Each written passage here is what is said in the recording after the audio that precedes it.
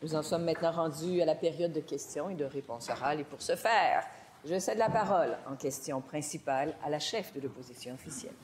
Merci beaucoup, Madame la Présidente. 27 directeurs médicaux de Santé Québec ont décidé de briser leur devoir de réserve et d'écrire une lettre à la PDG de Santé Québec afin de protéger les services aux patients. Ils sont très inquiets et ils constatent sur le terrain que depuis la loi spéciale imposée sous Bayon, il y a un climat délétère qui s'est installé. Beaucoup de détresse et aussi une démobilisation, ainsi qu'un problème de rétention. En date d'aujourd'hui, 408 médecins du Québec ont appliqué en Ontario. Je ne parle pas de la Colombie-Britannique ni du Nouveau-Brunswick parce que les chiffres continuent d'entrer. Madame la Présidente, ils écrivent la chose suivante. Trop de contrôle engendre souvent l'effet inverse de celui recherché. La démotivation, la rigidité et la perte de sens. Ça aurait pu être écrit par le whip du gouvernement à son premier ministre. Parce qu'aujourd'hui, dans les courriers du cœur du Journal de Montréal, ça prend 4 journalistes pour recueillir toutes les doléances et les griefs des députés caquistes. Alors, le premier ministre aujourd'hui est confronté. Soit qu'il recule, négocie comme un premier ministre, ou il va devoir faire un webinaire et donner à ses élus caquistes le petit catéchisme du bon député, c'est-à-dire marche avec nous, vote avec nous et ne pose pas trop de questions. En fait, faites un acte de foi. Alors, au nom de tous les patients québécois qui veulent avoir un médecin, avons-nous enfin un premier ministre du Québec qui va mettre sur pause sa loi spéciale? La réponse du premier ministre. Oui. Madame la Présidente, je pense d'abord, c'est important de rappeler que le Parti libéral du Québec est d'accord pour changer le mode de rémunération des médecins. Soyons clairs là-dessus. Gaétan Barrette a essayé de le faire et son chef, le premier ministre, Philippe Couillard, a reculé, ne l'a pas appuyé. Donc, Madame la Présidente, tout le monde ici dans cette Chambre est d'accord pour changer le mode de rémunération des médecins. C'est ce qu'on a fait dans le projet de loi 2. Maintenant, tous les partis ici nous disent on est d'accord de le faire, mais en autant que les 2 syndicats de médecins soient d'accord. Madame la Présidente, ça fait des mois qu'on parle aux 2 syndicats de médecins. Les 2 syndicats de médecins nous disent si vous voulez qu'on se parle, engagez-vous d'abord à ne pas changer le mode de rémunération des médecins. Donc, que fait-on? 2 choix. S'écraser, comme le fait Philippe Couillard, comme le fait actuellement le Parti libéral, ou essayer de tendre la main pour améliorer les modalités, mais tout en gardant le changement de mode de rémunération qui aurait dû être fait depuis très longtemps. Ça fait 25 ans que ça aurait dû être fait. Première complémentaire. Présentement, la chose qui est écrasée, c'est notre réseau de santé. Exact. En ce moment, les médecins quittent le Québec. Et pendant ce temps-là, les députés caquistes disent la chose suivante. Ce n'est pas lui, mon premier ministre. Quand c'est rendu que les élus caquistes doivent rappeler au premier ministre que le ministre de la Santé n'est pas premier ministre, c'est ce que l'heure est grave. Quand les élus caquistes se confient au Journal de Montréal en disant « on s'approche d'une crise sociale », est-ce que le premier ministre réalise-t-il que présentement, on fonce dans le mur? La réponse du premier ministre. Oui. Madame la Présidente, au Québec, on a plus de médecins de famille per capita qu'en Ontario. Mais au Québec, on a en pourcentage plus de Québécois qui n'ont pas accès à un médecin de famille. Pire, les Québécois qui ont un médecin de famille ou un groupe de médecine familiale n'y ont pas accès le soir, la fin de semaine. Donc, est-ce que le Parti libéral du Québec accepte ce statu quo? Est-ce que le Parti libéral du Québec trouve ça normal qu'1,5 million de Québécois n'aient pas de médecin de famille?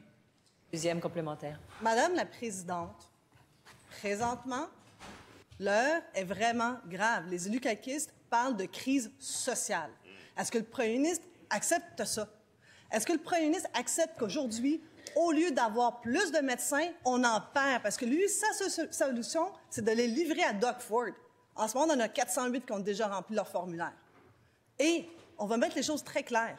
Oui, le Parti libéral du Québec a dit oui pour la rémunération, il faut la changer, mais même les fédérations l'ont dit. Donc, la seule personne aujourd'hui qui ne comprend pas son projet... Réponse du premier ministre. Bon, on avance, Madame la Présidente. Je viens d'entendre la chef de l'opposition officielle dire on est d'accord avec le changement de mode de rémunération. Non, mais c'est ce qu'elle vient de dire. Elle vient de dire, mais elle aurait dû ajouter à sa phrase en autant que ça ne fasse pas de chicane. En autant qu'on accepte, dans le fond, que ça se passe peut-être dans 10 ans, dans 20 ans, dans 30 ans, que ça se passe seulement quand les deux fédérations seront d'accord. Madame la Présidente, les Québécois ont le droit d'avoir accès, entre autres, à un médecin de famille, à un groupe de médecine familiale. Troisième complémentaire. Madame la Présidente, confession. Effectivement, j'aime pas la chicane. Effectivement, je préfère quand les Québécois ont des soins.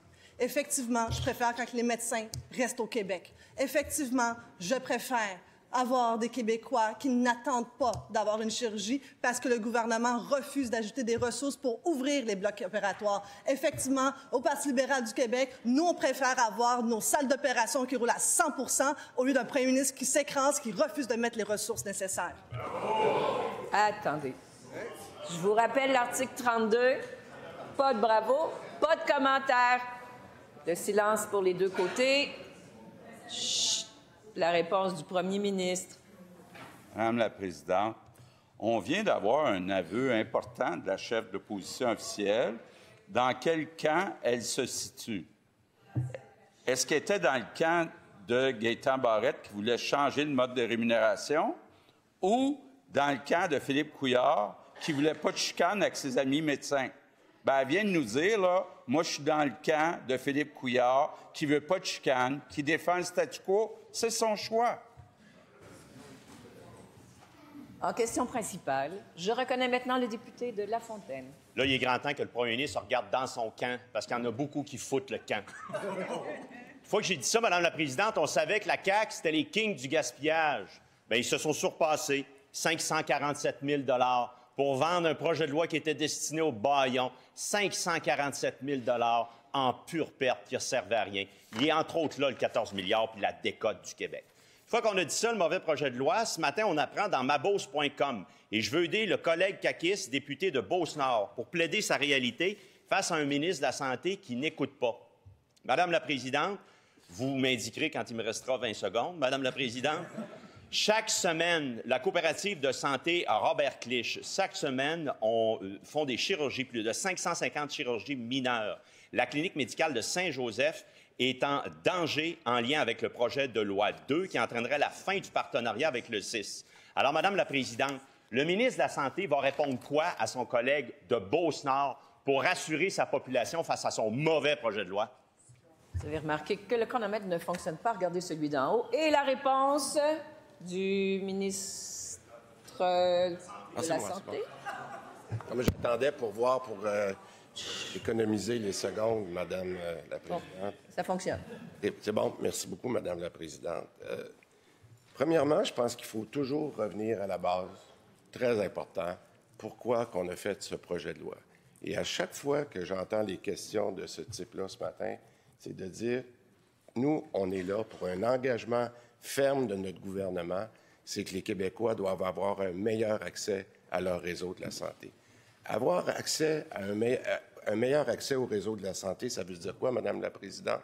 Ça veut dire que chaque Québécois, comme vient de le dire le premier ministre, doit pouvoir avoir accès soit à un médecin de famille ou un professionnel de la santé et être affilié à un milieu de soins. Ça veut dire quoi, affilié à un milieu de soins? Ça veut dire être capable d'avoir identifié soit un GMF, soit un CLSC, un endroit où cette personne-là, lorsqu'elle en a besoin, est capable d'avoir accès aux bons professionnels.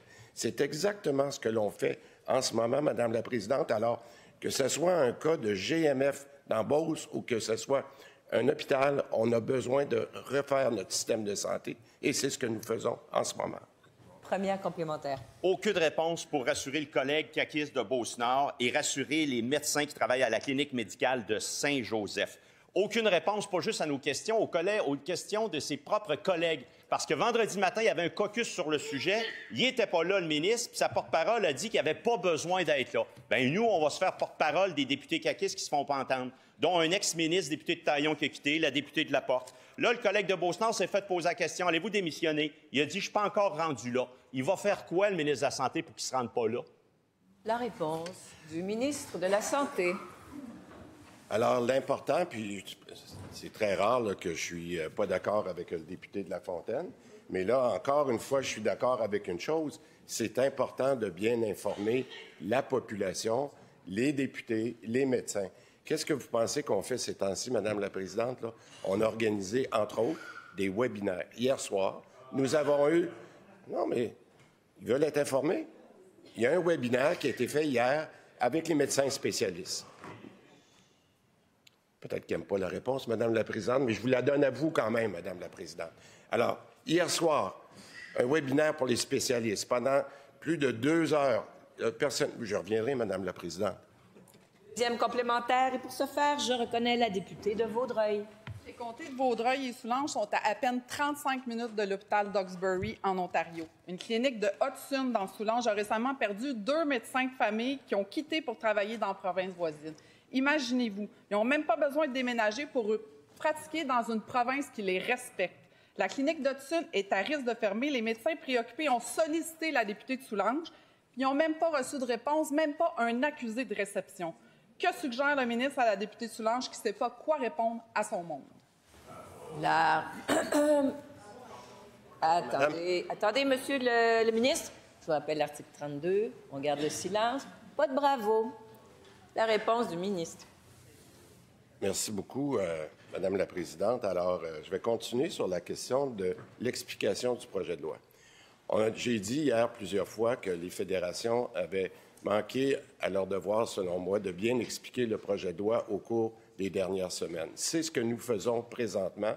Et d'ailleurs, il y avait plusieurs personnes qui étaient sur le webinaire hier. Et à partir de demain matin, par respect pour le webinaire que l'on fait ce soir aux médecins de famille, les 2 liens, Madame la Présidente, les 2 liens avec le webinaire qui a été fait hier soir et ce soir seront disponibles pour toute la population du Québec, Madame la Présidente. Alors, j'invite les gens de l'opposition à attendre demain matin pour avoir toute l'information nécessaire. Je reconnais maintenant le député de Pontiac. Hier, le ministre de la Santé il était vraiment très fier d'avoir trouvé un médecin à la retraite pour vanter son projet de loi. Bien, voici la lettre d'un nouveau retraité, un radio-oncologue de l'Outaouais, le Dr Moustapha Shelfi. Au service de la population de l'Outaouais depuis 1998, je n'ai plus la force de continuer à exercer mon métier dans les conditions dégradées et dégradantes que les politiques de santé actuelles imposent aux médecins, aux corps soignants et à la population. J'ai concilié ces dernières années mes problèmes de santé avec mes obligations envers mes patients, allant jusqu'à ignorer mes arrêts de travail. Mais la situation et le climat délétère que les dernières décisions politiques en santé installent dans ma pratique ne m'incitent nullement à continuer à m'épuiser inutilement. Je vous annonce donc la fin de ma pratique médicale le 31 décembre. Là, on perd un médecin de réputation internationale, dans une région extrêmement fragile, qui était prêt à continuer, qui voulait continuer, mais que vous avez poussé à la retraite. Alors, qu'est-ce que le ministre a à dire aux patients du Dr Shelfi qui s'inquiètent aujourd'hui alors qu'ils se battent contre un cancer? La réponse du ministre de la Santé. Madame la Présidente, je vais redire ce que j'ai dit plusieurs fois. Je trouve très malheureux qu'en ce moment, qu'il y ait des médecins que l'on respecte beaucoup, de grands professionnels, Madame la Présidente, de grands professionnels qui, en ce moment, prennent des décisions importantes pour eux, pour leurs patients, pour leurs familles, de ne pas avoir toute l'information exacte, Madame la Présidente, de ne pas avoir l'information exacte de ce que le projet de loi a mis sur la table.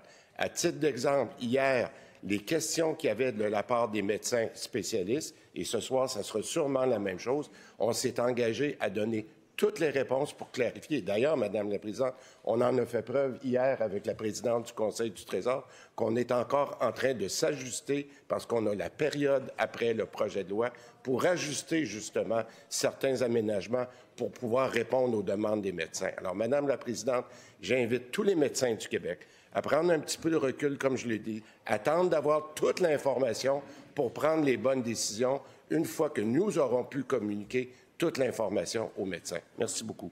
Première complémentaire. Les médecins ne comprennent pas, les patients ne comprennent pas, le caucus ne comprend pas, il y a juste lui qui comprend. Mais voici ce qu'une patiente de l'Outaouais atteinte de cancer comprend. Je me sens abandonnée et trahie, et je ne suis pas la seule. De nombreux patients en Outaouais vivent la même inquiétude. Le manque de médecins à Gatineau fragilise des centaines de personnes qui ont besoin de soins urgents, constants et humains. Nous demandons simplement de recevoir des soins équitables près de chez nous, dans la dignité et la continuité. Ça, c'est le sentiment généralisé des patients en Outaouais. Comprenez-vous ce que vous êtes en train de créer? Et vous vous adressez à la présidente. La réponse du ministre. Oui, je trouve ça plus facile quand il s'adresse à vous, Madame la présidente. Je veux juste être très clair, là. Je pense que les Québécois, peut-être pas le Parti libéral, mais les Québécois savent pourquoi on est en train de faire ce projet de loi-là, Madame la présidente. Les Québécois savent qu'on veut améliorer l'accès.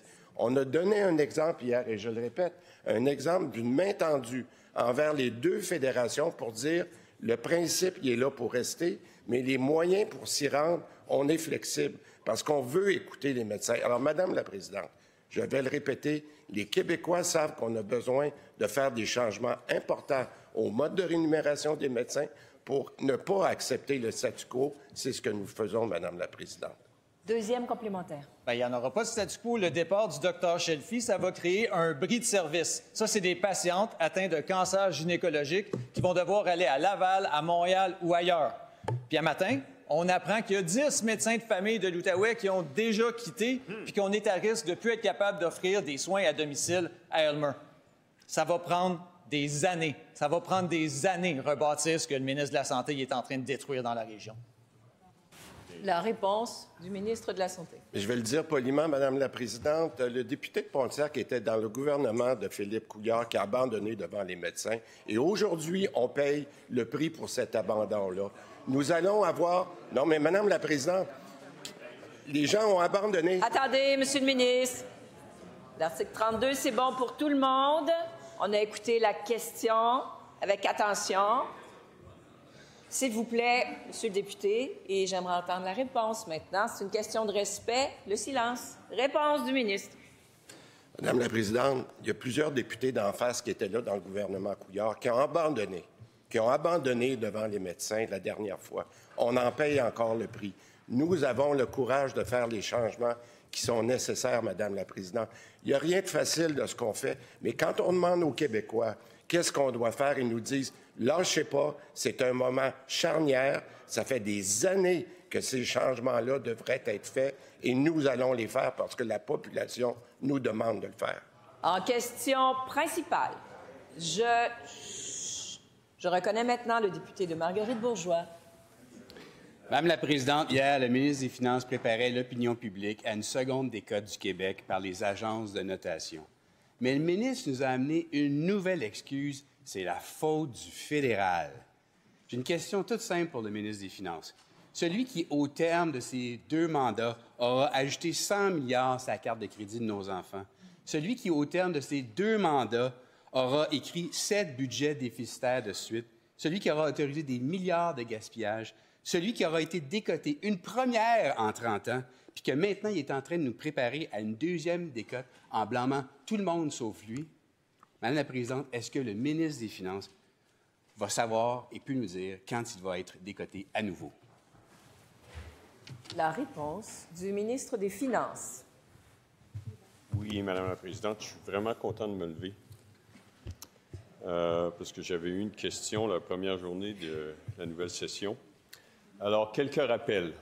Lorsque le Parti libéral a quitté le pouvoir, la dette nette par rapport au PIB était de 43 %. Elle est aujourd'hui de 40 %. Alors, voilà les faits. Oui, il y a eu une augmentation de la dette. Quelle est la part des infrastructures dans cette augmentation de la dette, Madame la présidente? 66 %, les 2 tiers. Alors, à moins que le Parti libéral soit contre les investissements en infrastructures, laissez-moi vous dire que les investissements sont nécessaires. La demande est extrêmement importante. Le déficit, 23-24, 1 % du PIB. 24-25, 1 % du PIB. Cette année, 1,8 %. On le reconnaît, c'est trop. On y travaille. L'année prochaine, 1 %, ça descend.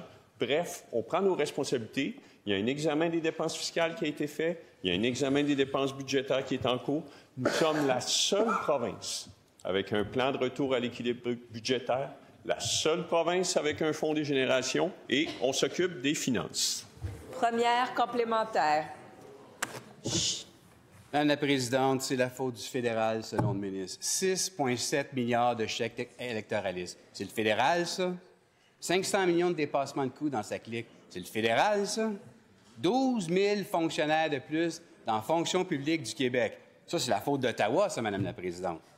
Je sais que le ministre des Finances, l'homme de la subvention aux Kings de Los Angeles, reconnaît que c'est la gestion de son propre gouvernement qui a mené à la décote du Québec. Madame la Présidente, peut-il... S'il vous plaît. Et le côté, la partie gouvernementale, vous êtes trop bruyant, beaucoup trop bruyant. J'aimerais entendre la réponse du ministre. Mais est-ce qu'il y avait une question, Madame la Présidente? J'espère que je n'ai pas entendu de question, mais je vais être clair, là. Nous investissons 19 milliards par année en infrastructure. Nous avons fait le choix, face à la grande incertitude amenée par la nouvelle administration américaine, d'augmenter les dépenses en infrastructure parce que ce sont des dépenses à long terme qui vont aider les Québécois. À long terme, on a fait ce choix-là. Le gouvernement fédéral avait un programme d'infrastructure pour aider l'ensemble des provinces et territoires. Il est expiré depuis 2023. On ne va pas s'excuser de demander qu'il y ait un nouveau programme. On ne va pas se coucher devant le gouvernement fédéral comme le suggère le PLQ. Deuxième complémentaire. Madame la Présidente, là, le Québec a été décoté. À écouter le ministre des Finances, c'est pas la faute de la CAQ, c'est pas la faute des déficits records, c'est pas la faute du gaspillage et des échecs caquistes, c'est la faute du fédéral. Bien, c'est drôle, Madame la Présidente. L'Ontario, elle non plus, n'a pas de programme fédéral d'infrastructure. Puis elle n'a pas été décotée, elle, Madame la Présidente. Voyons donc, c'est du n'importe quoi avec la CAQ. Dehors. La réponse... Chut. La réponse du ministre des Finances. Oui, bien, Madame la Présidente, je suis vraiment content d'avoir la question parce que les gens pourront juger de la qualité de l'intervention et de la réponse. Alors, Moody's cote le Québec 2 A-, l'Ontario A+, et S&P, c'est l'inverse. Il y a un équilibre, c'est pour ça que les marchés considèrent que l'Ontario et le Québec, ce sont des équivalents. Il y aura une mise à jour de l'Ontario cette semaine. Vous allez voir que la situation n'est pas facile en Ontario non plus. Ils ont des défis, nous aussi, et on s'en occupe. En question principale, je reconnais maintenant la chef du deuxième groupe d'opposition. Merci, Madame la Présidente. Le dernier budget du fédéral, c'est un véritable désaveu pour le Québec. Le ministre des Finances est allé supplier le fédéral d'investir dans nos écoles, nos hôpitaux, le transport en commun pour éviter la décote du Québec. Et que répond Mark Carney? Une claque au visage. À peine la moitié des besoins du Québec en matière d'infrastructure. Pendant que Mark Carney bloque notre argent, l'argent des Québécois, le premier ministre, lui, n'ose même pas élever la voix pour défendre le Québec. Honnêtement, Madame la Présidente, je m'ennuie quasiment de l'époque où le premier ministre se chicanait constamment face à Justin Trudeau. Ça donnait absolument rien, mais au moins, on avait l'impression qu'il défendait les Québécois. Un exemple, les villes du Québec attendent désespérément 8,5 milliards de dollars prévus pour des projets urgents, en itinérance, en logement, mais rien dans le budget. Un autre exemple, le gouvernement fédéral a investi 2 fois plus d'argent dans les pétrolières plutôt que lutter contre la crise climatique. Si le fédéral a décidé d'abandonner le climat et le logement pour investir dans des entreprises pétrolières et militaires, ça, c'est certainement pas dans l'intérêt du Québec. Pendant combien de temps le premier ministre du Québec va continuer à être à la remorque du fédéral qui, clairement, se moque des Québécois? La réponse du premier ministre. Bon. On voit tout un changement. L'ancien chef de Québec solidaire nous disait « ça ne m'intéresse pas, les discussions avec Ottawa. Ça ne m'intéresse pas, ces chicanes-là. » Bon. Là, on a une nouvelle chef qui dit « ça m'intéresse. » Puis on aimait mieux quand vous vous chicaniez avec Justin Trudeau. C'est ce qu'elle vient de dire, là, d'ailleurs. Madame la Présidente, le ministre des Finances vient de le dire, on aurait souhaité que le gouvernement fédéral investisse davantage en infrastructure. Il a fait un autre choix. Puis je sais que la chef de Québec solidaire n'est pas d'accord avec ça. Il a décidé d'investir massivement dans le secteur de la défense. Donc, je pense que notre responsabilité actuellement, c'est de s'assurer que des entreprises au Québec comme Bombardier ou comme le chantier naval de Lévis obtiennent sa part des investissements en défense. Dans le contexte actuel, ça serait irresponsable de ne pas investir en défense. Je peux comprendre qu'on n'aime pas la guerre, mais en même temps, il faut être capable éventuellement de se protéger puis d'avoir une certaine autonomie par rapport aux États-Unis. Donc, ça va prendre des avions de combat, des drones, ça va prendre des navires, des brise-glaces, des sous-marins, toutes des choses qu'on est capable de fabriquer au Québec. Ça va être bienvenu parce qu'on a, comme tout le monde au Canada, perdu des emplois depuis le début de l'année. Il faut les remplacer et donc, on va s'assurer de bien travailler dans le secteur de la défense. Première complémentaire. J'en viens pas, Madame la Présidente. J'en viens pas. Je pensais pas que la CAQ aussi est devenue la succursale du Parti libéral du Canada. J'ai entendu ce matin Pablo Rodriguez dire que ça, c'est très bon, le budget du fédéral pour les Québécois. C'est ça qu'il a dit. Là, je comprends qu'ils s'échangent des députés. Il y a des députés de la CAQ qui rêvent d'être dans le caucus du Parti libéral. Puis là, le premier ministre dit exactement la même chose que Pablo Rodriguez. Nous n'avons pas ici au Québec les mêmes priorités que le Canada. Les villes l'ont dit. On a besoin d'argent pour La réponse du premier ministre. Bien, Madame la Présidente, en tout respect, je ne pense pas que la chef de Québec solidaire peut parler au nom des Québécois quand on parle de la défense. Quand on parle de la défense, je suis convaincu que les dizaines de milliers d'emplois qu'on peut créer au Québec dans le secteur de la défense, ils sont bienvenus. Je comprends que Québec solidaire est contre. C'est son choix. Nous, on pense qu'on a besoin de ces emplois-là. Deuxième complémentaire. C'est fou. On cherche le premier ministre qui se disait nationaliste. On savait qu'il était fédéraliste. Il vient de nous le prouver. Il n'y a aucune critique à faire sur le budget du fédéral. Aucune critique. C'est un bon budget, ça, pour les Québécois? Est-ce qu'il écoute la population? Les gens crèvent de faim. On n'a pas de logement. On n'a pas d'argent pour nos écoles. On dirait que même le ministre des Finances est rendu beaucoup plus nationaliste que le premier ministre. J'aimerais entendre une critique. Est-ce qu'il trouve que le budget de Mark Carney est parfait? La réponse du premier ministre. Oui. Madame la Présidente, je suis effectivement très fier d'avoir un ministre des Finances nationaliste qui défend le Québec. Par contre, si j'étais à la place de la chef de Québec solidaire, je m'inquiéterais de son futur collègue du camp du oui, là, parce que ce matin, imaginez-vous, le chef du Parti québécois a dit « Le fédéral dépense trop d'argent ». C'est ce qu'il a dit, je vous le dis, là. Allez voir là, les rubans, là, j'en revenais pas. Alors qu'on a de l'incertitude économique, ben lui, au lieu de dire au fédéral « investissez », il dit « investissez moins ». En question principale. Chut. En question principale, je reconnais le député de Saint-Henri-Sainte-Anne. Madame la Présidente, encore une fois, le gouvernement fédéral abandonne le Québec dans son budget. On vient d'en parler. Rien pour le logement.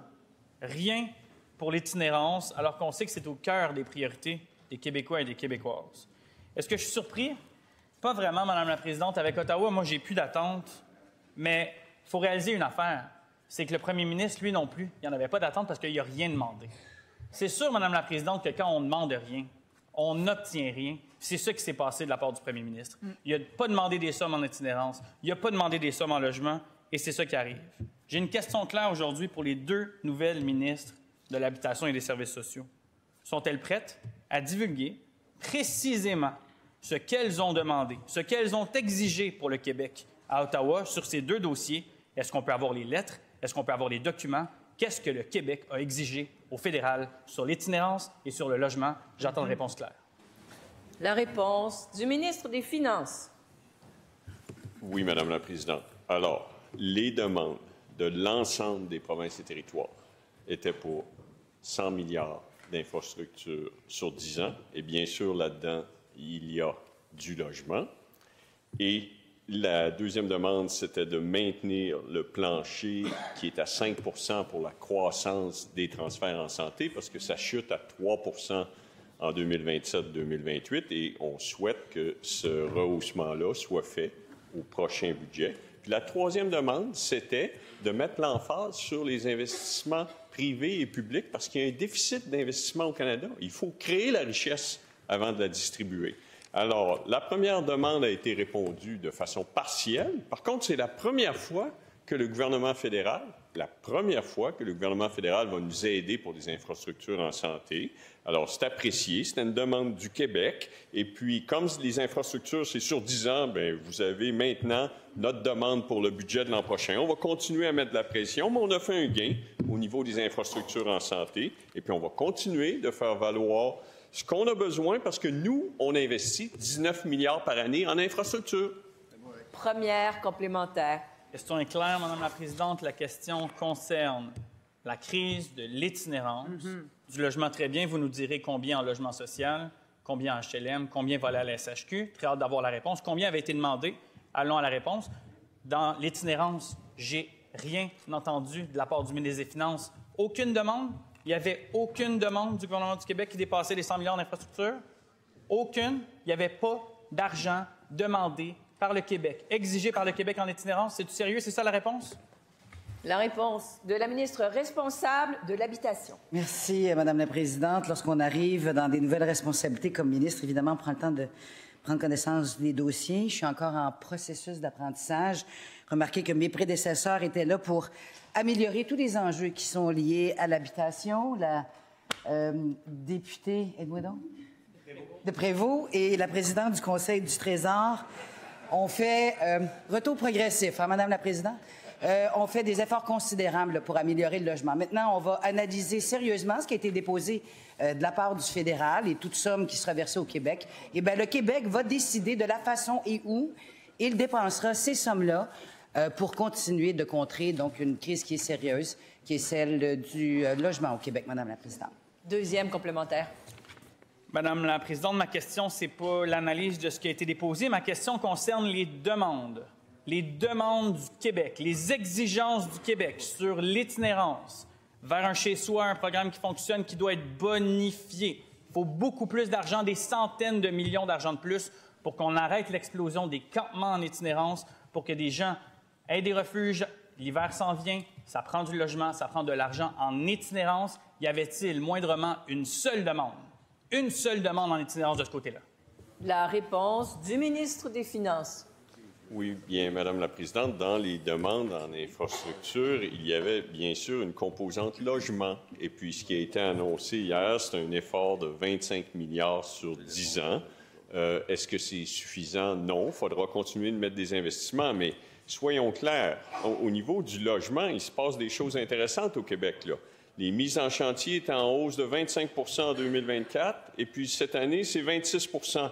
Vous voulez une comparaison avec l'Ontario, peut-être, Madame la Présidente? L'an dernier, en Ontario, c'était en baisse de 16 % puis cette année, en baisse de 17 % Alors, au Québec, on est en marche. Il y a des investissements publics et privés en logement pour accroître l'offre de logement, puis ça va aider l'itinérance. En question principale. Chut. S'il vous plaît, le silence. Une seule personne a droit de parole ici, c'est le chef du troisième groupe d'opposition pour sa question principale. Madame la Présidente, il faut prendre la mesure de ce qui se passe au fédéral. On disait de Justin Trudeau qu'il était le premier ministre du Canada le plus dépensier de toute l'histoire. Il a réussi à doubler la dette totale du fédéral durant son mandat à coût de déficit de 40 milliards par année. Hier, Mark Carney a réussi l'impensable, être plus dépensier que Justin Trudeau en doublant le déficit fédéral. En seulement 6 mois, on est rendu à 78 milliards. Concrètement, ça veut dire que le Québec s'endette à chaque année en raison du fédéral de 16 milliards. C'est l'équivalent d'un scandale cyclique à tous les mois. Ça signifie également qu'on paye 11 milliards par année ici au Québec, juste sur les intérêts de la dette. Et ça, c'est plus que ce qu'on reçoit au net en péréquation. Tout ça par un gouvernement qui s'occupe ni de santé, ni d'éducation, qui essentiellement dédouble ce qu'on fait déjà. Un gouvernement fédéral qui, le plus souvent, fait quelque chose qu'on ferait mieux.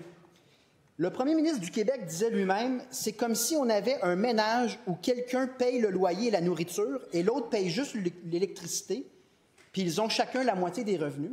Dans ce cas-ci, celui qui paye juste l'électricité endette plus le ménage que celui qui a les responsabilités. Pablo Rodriguez a refusé de dire ce matin que c'était un mauvais budget pour le Québec, sans doute parce qu'il ne veut pas mettre ses anciens collègues dans l'embarras. Est-ce que le premier ministre du Québec, lui, peut reconnaître que c'est un mauvais budget? Réponse du premier ministre. J'ai pas compris l'allégation.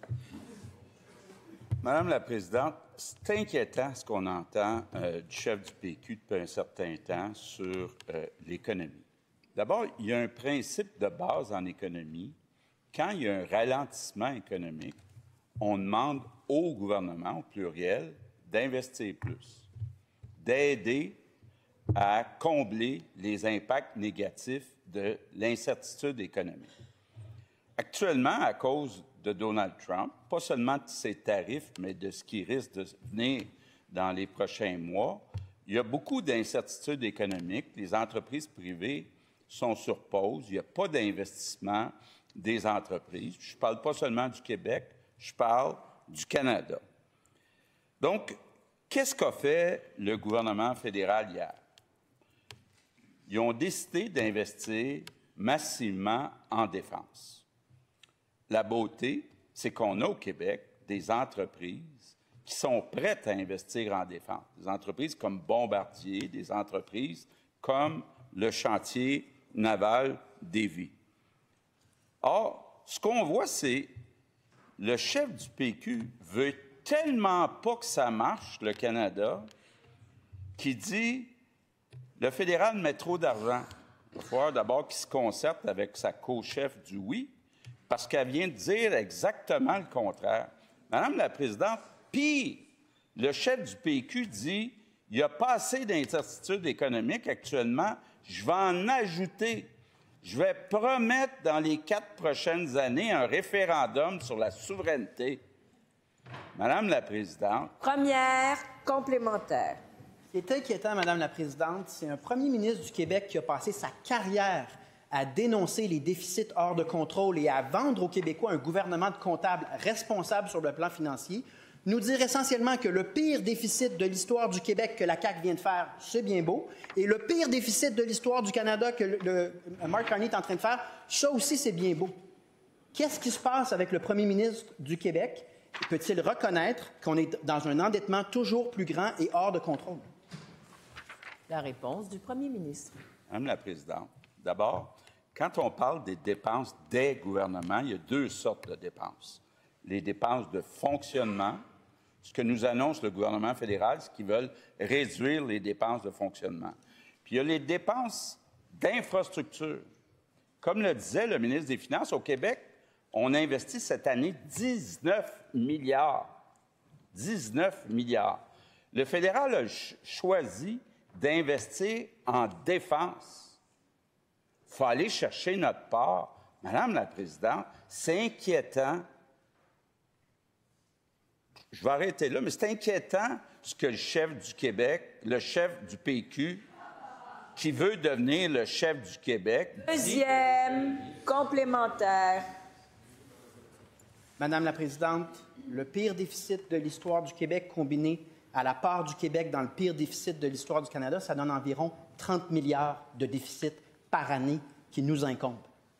Le premier ministre a fait carrière sur la gestion responsable de la dette au point de s'en prendre à une mascotte qui s'appelait Joe Dette en 2014 en lui disant à Joe Dette, « Tu n'as pas le courage de réduire la dette. » À ce moment-là, les déficits étaient 3 fois moindres que ceux qui sont devant nous. Est-ce que le premier ministre du Québec peut reprendre ses esprits et s'en prendre au Joe Dette du Canada? La réponse du premier ministre.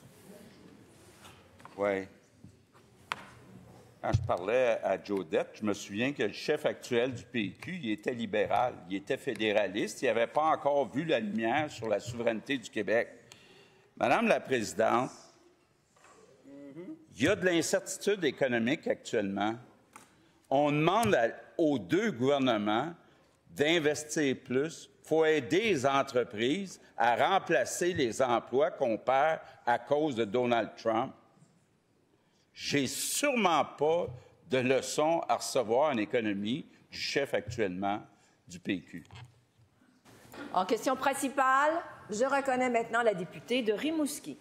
Madame la Présidente, le ministre de la Santé cite souvent le Bas-Saint-Laurent comme un exemple d'innovation en santé, notamment pour la prise en charge interdisciplinaire des patients.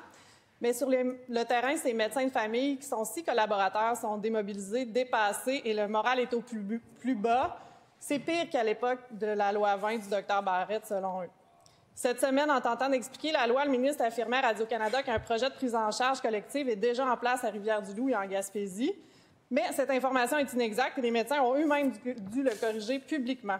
Pendant que le ministre tente d'expliquer sa loi, concrètement, les médecins du Bas-Saint-Laurent, ils quittent vers le Nouveau-Brunswick, qui est plus proche de Québec d'ailleurs que de Rimouski, plus proche de Rimouski que de Québec d'ailleurs. Mais, Madame la Présidente, est-ce que le ministre peut écouter les médecins de la région qu'il cite régulièrement en exemple et mettre sur pause la loi pour tester le projet de prise en charge collective dont il parlait justement? La réponse du ministre de la Santé.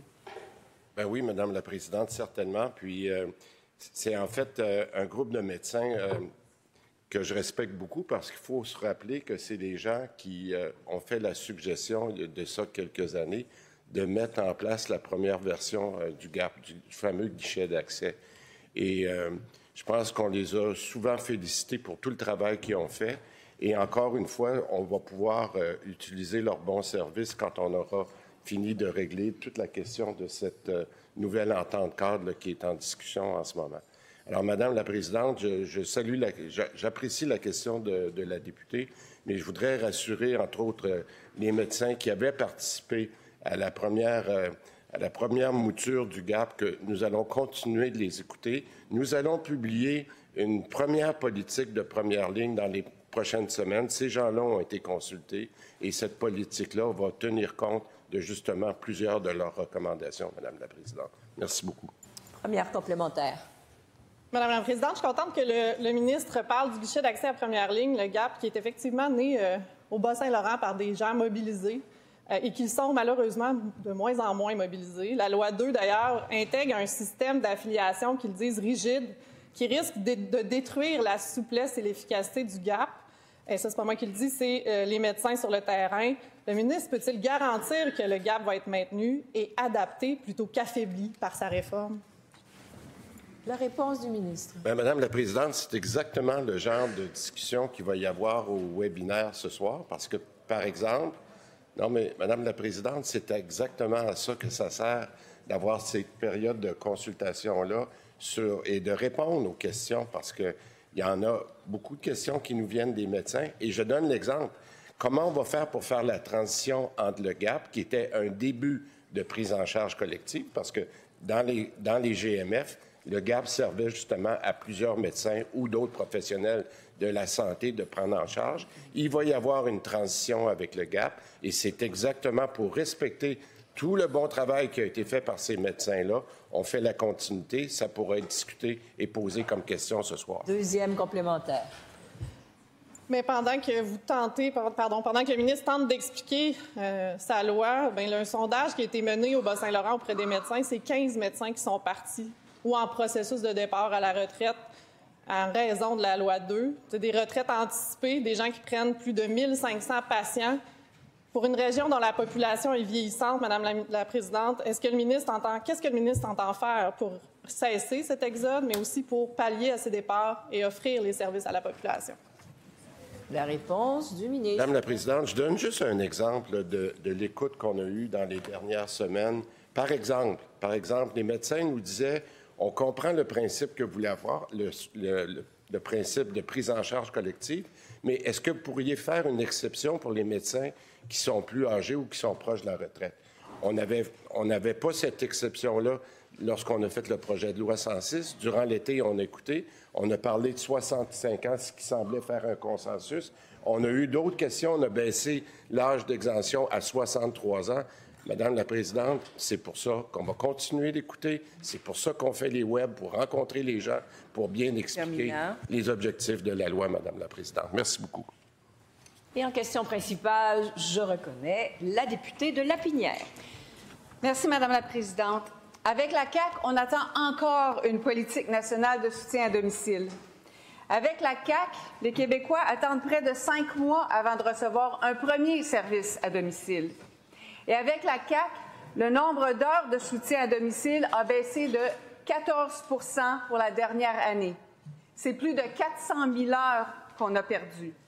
Sur le terrain, des Québécois en perte d'autonomie pâtissent à la maison en attendant de l'aide pour des services comme cuisiner ou faire leur ménage. Ce sont aussi des aînés qui ne reçoivent pas d'aide pour enfiler leurs bas de contention, prendre leurs médicaments, se lever le matin ou se coucher le soir. Ça veut dire qu'après 7 ans, la CAQ a prouvé son incapacité à répondre aux besoins de base des Québécois. Comment la ministre tolère-t-elle cette situation après avoir annoncé en 2022 que le soutien à domicile, ça allait être sa grande priorité? La réponse de la ministre responsable des aînés et des proches aidants. Oui, Madame la Présidente, très contente d'avoir cette question de ma collègue députée de Lapinière. Ça faisait longtemps que j'en avais pas eu. Alors, très heureuse d'avoir une question qui porte sur le soutien à domicile, Madame la Présidente, parce que le soutien à domicile, on le sait, c'est la base de notre système de santé, autant que la première ligne.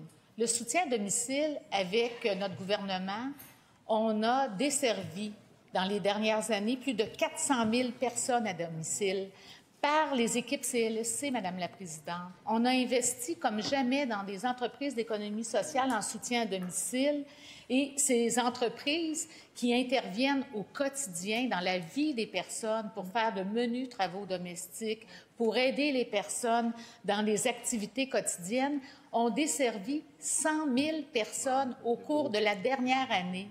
Madame la Présidente, ce sont des changements majeurs en soutien à domicile. C'est un virage qu'on a à faire, bien sûr, parce que nous devons modifier les pratiques professionnelles. Puis on est en train de le faire, Madame la Présidente, et j'aurai l'occasion, éventuellement, de revenir avec des actions concrètes pour les prochains mois, Madame la Présidente. Une réponse orale